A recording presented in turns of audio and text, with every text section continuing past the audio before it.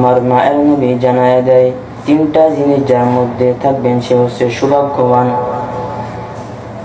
এক নম্বর আল মাসকানুল ওয়াসি', যার প্রশস্ত বাড়ি আছে। দুই নম্বর আল জারুস সালিহ, যার সৎ প্রতিবেশী আছে। তিন নম্বর যার সুয়ারি আছে, যার গাড়ি আছে, যার বহন আছে, এরা হচ্ছে সৌভাগ্যবান। এই তিনটা জিনিস যার মধ্যে যার কাছে থাকবে এরা হচ্ছে সৌভাগ্যবান।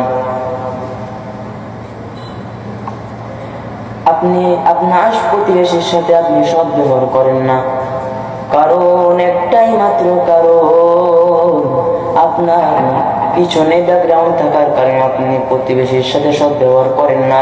আপনার পিছনে ব্যাকগ্রাউন্ড থাকার কারণে আপনি কি করেন না? সৎ ব্যবহার করেন না। আপনার পিছনে আর্মি থাকার কারণে, বিডিআর থাকার কারণে, আপনার পিছনে ওসি থাকার কারণে, আপনার পিছনে মেম্বার থাকার কারণে, আপনার পিছে চেয়ারম্যান থাকার কারণে আপনি তাদেরকে পরোয়া করেন না। আপনি প্রতিবেশীর সাথে কি করেন না? সৎ ব্যবহার করেন না। একটাই মাত্র কারণ, আপনার পিছনে ব্যাকগ্রাউন্ড বড় বড় লোকদের দ্বারা। নবীর জামানায় এক সাহাবী